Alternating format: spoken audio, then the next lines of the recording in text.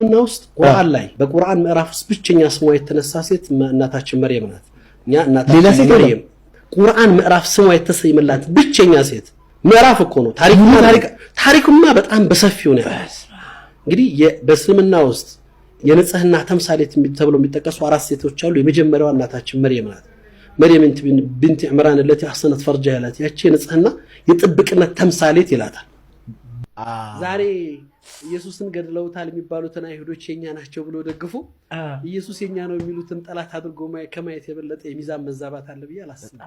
ኢትዮጵያን ክርስቲያንስ እንዲያውቅ የምፈልጋቸው ነገሮች ውስጥ በተለይ ይሄ ጭፍን ደጋፊነትና ዓለማው ካለውቀት ያመነጭ እስራኤል የምትባለው ሀገር በመሰረቱ እስራኤል 1948 የተመሰረተች ሀገር ናት። እስራኤል የሚባል ሀገር አልነበረምም የለምም። እስራኤል የምትባለው ምድር መልካም። በዚህ ቪዲዮ ላይ እንደሰማችሁት ማን ያዘዋል ባዘጋጀው ፕሮግራም ላይ ኡስታዙ እጅግ ብዙ የተሳሳቱ ክርስትናን በጣም ከክርስትና ጋር የሚጣረሰው አስተምሮቶችን አስተላልፎበታል። እኔ ስለዚህ ፕሮግራም ብዙ ማለት አልፈልግም። ነገር ግን ይሄ ለተነሱ ጥያቄዎች እንደገና ደግሞ የተስተናገዱት እዛ ፕሮግራም ላይ ከክርስትና ጋር ቀጥታ የሚላተሙ አስተምሮቶችን አንስቷል። ፕላስ ደግሞ ቁርአኑን ከእስልምናው ጋር ከመጽሐፍ ቅዱሱ ጋር ቁርአኑን አገናኝቶ ለማውራት የሞከራቸው ነገሮች ኮምፕሊትሊ ስህተት ናቸው። ለዛ ምላሽ ግዴታ ያስፈልገዋል። ብዙዎችን የሚያጭበረብር ብዙዎችን የሚያሳስት እጅግ አደገኛ ፕሮግራም ነበረ። ቪዲዮውን በደንብ ነው የተከታተልኩት፣ ደግሜ ነው የሰማሁት።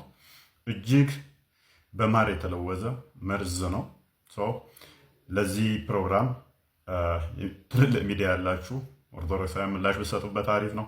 እናንተ ምላሽ ካልሰጣችሁ ፕሮቴስታንቶችም ምላሽ ብትሰጡበት፣ ትልልቅ ሚዲያ ስፔሻል ያላችሁ ብትሰጡበት መልካም ነው።